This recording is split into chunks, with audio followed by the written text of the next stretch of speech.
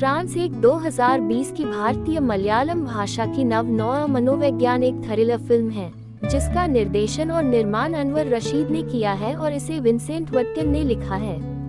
इसमें फहद फासिल, दिलीश पोथन, गौतम वासुदेव मेनन, नाजरिया नाजिम, चेंबन विनोद, विनायकन, श्रीनाथ भासी, अर्जुन अशोकन, सौबिन शाहिर और जेनू जोसफ सहित कलाकारों की टुकड़ी है। फिल्म का निर्माण खुद रशीद ने अनवर रशीद एंटरटेनमेंट्स के बैनर तले किया था। फिल्म का कथानक कन्याकुमारी स्थित नास्तिक प्रेरक वक्ता फासिल द्वारा अभिनीत विजू प्रसाद के जीवन की घटनाओं का अनुसरण करता है, जिसे एक ईसाई पादरी के रूप में काम करने के लिए एक धोखाधड़ी एजेंसी द्वारा काम पर रखा जाता है। फिल्म पदार्थ पर निर्भरता, धर्म और आध्यात्मिकता के व्यावसायीकरण के विषयों से संबंधित है। उस्ताद होटल 2012 का निर्देशन करने के बाद से लगभग 8 वर्षों के अंतराल के बाद ट्रांस ने रशीद के निर्देशन में वापसी की। 35 करोड़ रुपए के बजट में बनी मुख्य फोटोग्राफी जुलाई 2017 में शुरू हुई और 1 सितंबर 2019 को पूरी हुई। एक फिल्म को मुख्य रूप से तटीय कन्याकुमारी और मुंबई, भारत और दुबई में शूट किया गया था। ये पहली मलयालम फिल्म थी जिसमें बोल्ट हाई स्पीड सिनेबॉट कैमरों का इस्तेमाल किया गया था और सिंथ साउंड के साथ शूट किया गया था। दो नवागंतुक जैक्सन विजयन ने फिल्म के साउंड ट्रैक एल्बम की रचना की, जिसका शीर्षक गीत विनायकन टी के द्वारा रचित था। बैकग्राउंड स्कोर की रचना विजयन ने सुशील श्याम के साथ मिलकर की थी। प्रवीण प्रभाकर द्वारा संपादन के साथ फिल्म की सिनेमेटोग्राफी अमल नीरद ने संभाली थी। मार्च 2019 के लिए निर्धारित प्रारंभिक रिलीज के साथ उत्पादन में देरी के साथ साथ सेंसरशिप के मुद्दों के कारण फिल्म की रिलीज को कई बार स्थगित किया गया था। फिल्म रिलीज होने के एक हफ्ते पहले इसे पायरेसी वेबसाइट पर लीक कर दिया गया था। ट्रांस को केरल में 20 फरवरी 2020 को और पूरे भारत में 28 फरवरी को रिलीज किया गया था।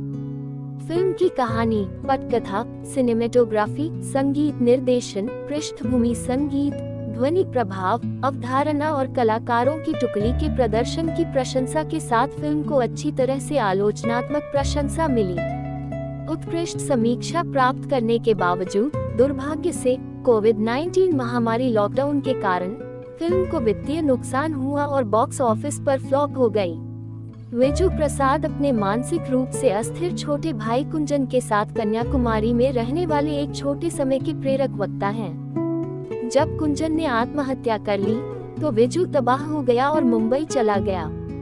वहां कविता नाम की एक कास्टिंग डायरेक्टर के माध्यम से, जिनसे वह एक बार कन्याकुमारी में मिले थे, विजू की मुलाकात धोखेबाज सोलोमन डेविस और इसाक थॉमस से होती है, जो विजू को एक ईसाई पादरी के रूप में पेश करने और झांसा देने वाले चमत्कार करने के लिए नियुक्त करते हैं।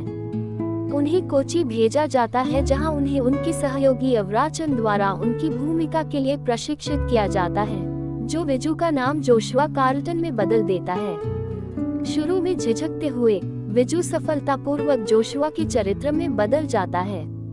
वह कई लोगों की भक्ति को पकड़ लेता है और सोलोमन और इसाक के उद्यम को एक वैश्विक घटना के रूप में विकसित करने में मदद करता है। अपनी प्रसिद्धि के चरम पर जोशुआ को मैथ्यूज नाम के एक रिपोर्टर द्वारा एक टीवी साक्षात्कार के लिए आमंत्रित किया जाता है। ऑन एयर मैथ्यूज एक जीवन चमत्कार की मांग करता है। जोशुआ गुप्त रूप से एक व्यावसायिक ब्रेक के दौरान मैथ्यूज को ड्रग्स देता है, जिससे वह कैमरे के सामने गिर जाता है। इस घटना को शुरू में एक चमत्कार के रूप में माना जाता है, लेकिन बाद की रक्त रिपोर्ट से साबित होता है कि उसे नशा दिया गया था। अपने उद्यम को मुसीबत में डालने और सार्वजनिक जोखिम से क्रोधित होकर सोलोमन और इसाक ने यहोशू पर हमला किया, जिससे उसे सिर में गंभीर चोटें आईं। वह 2 दिनों तक कोमा में रहता है और आगे किसी परेशानी से बचने के लिए वे चुपचाप उसे मारने का फैसला करते हैं। तीसरे दिन यहोशू घूमना शुरू करता है और अपने बिस्तर के पास का शीशा तोड़ देता है। वह तब एक साइकेडेलिक ट्रांस में चला जाता है और पुनर्जीवित हो जाता है, जिससे एक चमत्कारी रिकवरी होती है। वह अपने लिए मुनाफे का 80% सुरक्षित करने के लिए सोलोमन और इसाक के साथ अपने सौदे पर फिर से बातचीत करता है। ये संदेह है कि यहोशू मानसिक रूप से बीमार है। सुलेमान और इसाक सहमत हैं। वे एस्तेर लोपेज नाम की एक मॉडल और सेक्स वर्कर को उसका निरीक्षण करने और यह निर्धारित करने के लिए नियुक्त करते हैं कि उसकी बीमारी एक कार्य है या नहीं। एस्तेर का खुद एक रिश्ते में धोखा खाने, बच्चे को जन्म देने, अवसाद में पड़ने और फिर पेशे में आने का अतीत रहा है। एस्तेर अंततः यहोशू के करीब आता है और मानता है कि वह वास्तव में अस्थिर है। जब वह सुलेमान और इसाक को इसकी सूचना देती है तो उसे तुरंत दूर ले जाया जाता है। अब्राचन यहोशू को समझाने की कोशिश करता है कि एस्तेर उसकी कल्पना की उपज थी। इस बीच थॉमस नाम का एक गरीब आदमी जो यहोशू का प्रबल अनुयायी है, अपने चमत्कारिक इलाज के माध्यम से अपनी युवा बेटी के बुखार को ठीक करने की कोशिश करता है। जब वह अंततः अपनी बीमारी के कारण दम तोड़ देती है तो यहोशू तबाह हो जाता है।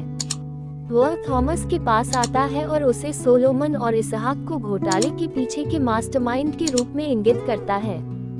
यहोशू मैथ्यूज को एक इकबालिया टेप भेजकर सच्चाई को प्रचारित करने की कोशिश करता है। सुलेमान के आदेश पर मैथ्यूज को मार दिया जाता है, लेकिन उसके मरने के क्षणों में वीडियो प्रसारित करने का प्रबंधन करता है।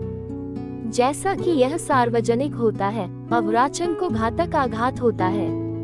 थॉमस ने अपनी बेटी की मौत का बदला लेने के लिए सुलेमान और इसहाक को मार डाला।